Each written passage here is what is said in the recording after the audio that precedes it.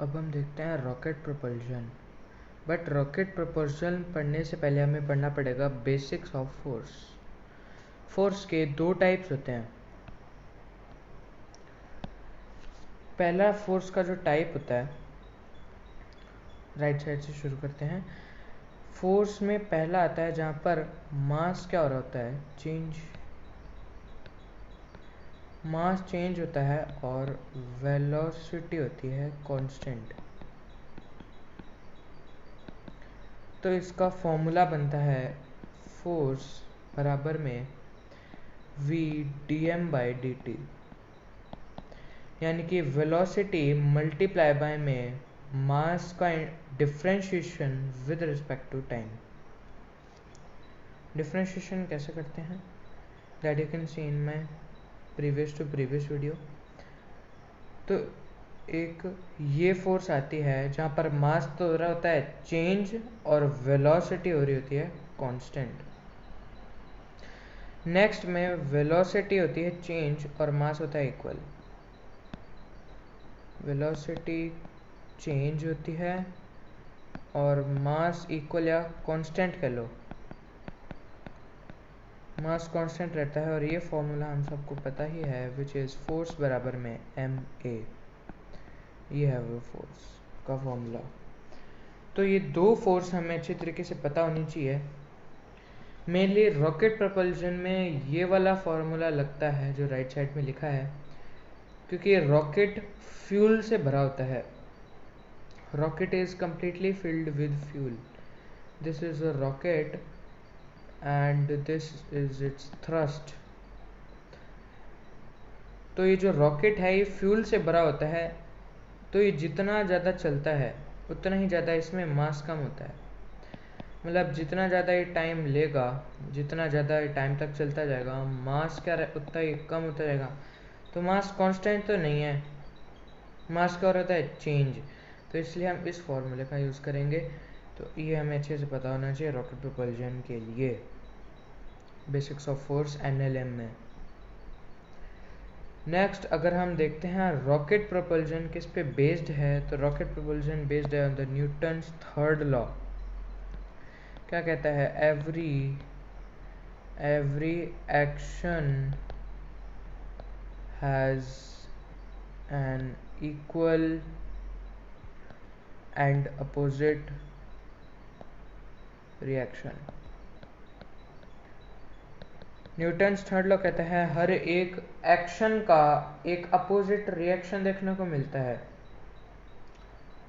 ये नहीं है कि वो रिएक्शन कुछ टाइम बाद आएगा, इंस्टेंटली एक्शन के बाद रिएक्शन देखने को मिलता है।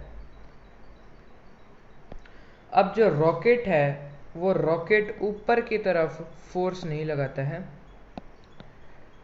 जो रॉकेट है वो ऊपर की तरफ फोर्स नहीं लगाता है। रॉकेट जो है वो फोर्स नीचे की तरफ लगाता है। अगर फोर्स जमीन पे लगता है तो ये क्या होता है, एक्शन। सिमिलरली अर्थ रिएक्शन देती है, जितना अगर एफ फोर्स नीचे लगता है तो उतना ही फोर्स एफ ऊपर लगता है, और ये होगा इसका रिएक्शन। तो यही फंडा जो है ये रॉकेट प्रोपल्जन यूज करता है, Newton's third law. Rocket force ऊपर नहीं नीचे लगाता है, जितनी फोर्स नीचे लगाता है उतनी ही फोर्स ऊपर भी लगाता है। इस वजह से हम फोर्स को लिखेंगे तो इसी तरीके से, ठीक है। ये जो फोर्स है इसको हम इसी तरीके से लिखेंगे, that force is pulling it towards the sky. पर हकीकत में फोर्स कहाँ लग रही होती है, नीचे, और रिएक्शन में कहाँ लगती होती है, ऊपर। तो अब हम देखते हैं कि वो जो हमने बेसिक्स देखे फोर्स के वो कहाँ काम आते हैं। जब फोर्स ऊपर जा रहा होता है तो इस पे ये कौन सी फोर्स लगाता है, हमने अभी देखा कि कौन सी फोर्स लगाएगा,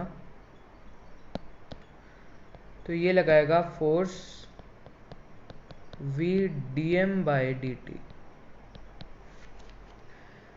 बट ये फोर्स कहाँ लगेगी, ऊपर। एक और फोर्स है जो कि इसको अपोज कर रही होती है और वो नीचे लगती है, जिसको हम बोलते हैं mg, यानी कि ग्रेविटेशनल फोर्स।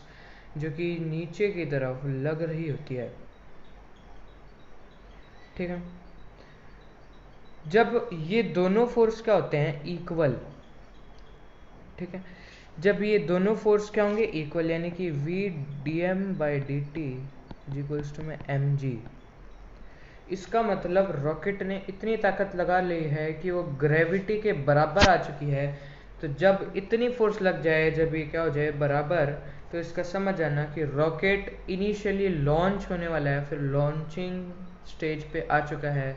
जस्ट लिफ्टिंग, जिसको हमने रॉकेट 1 से लिया है, जहाँ पर V D M by D T equals to M G है, यानी कि इतनी फोर्स, ग्रेविटी जितनी फोर्स लगा ली है। और V D M by D T अगर ज़्यादा हो जाए एम जी से, यानी जो फोर्स है रॉकेट लगा रहा है वो एम जी से ज़्यादा हो जाए, तो रॉकेट और भी ज़्यादा थ्रस्ट जनरेट करता है और हवा में उड़ने लग जाता है। जब इक्वल होता है तब इनिशियली लॉन्चिंग पोजीशन पे होता है। नेक्स्ट हम देखते हैं कुछ cases for the propulsion. First case क्या आता है, जब रॉकेट कांस्टेंट एक्सेलरेशन से मूव कर रहा होता है। इफ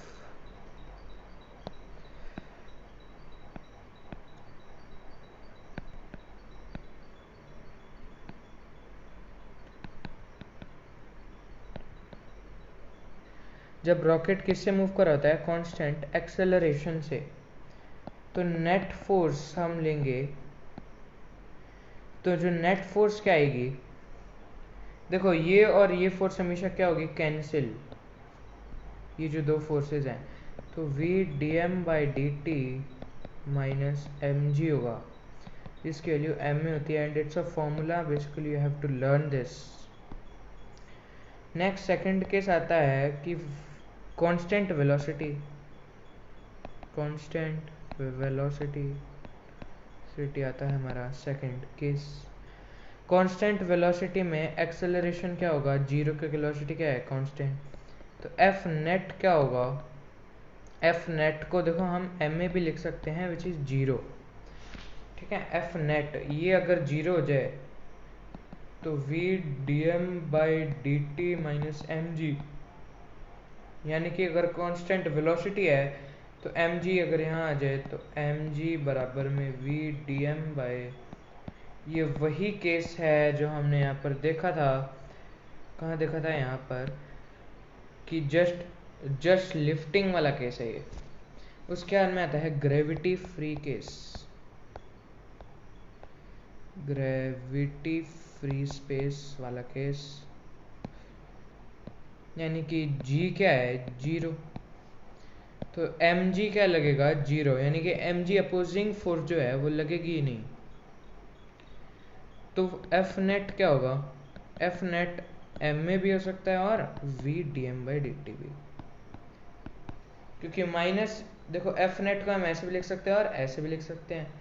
तो माइनस तो देखो ये होएगा ही नहीं, क्योंकि ये क्या है, जीरो। ठीक है,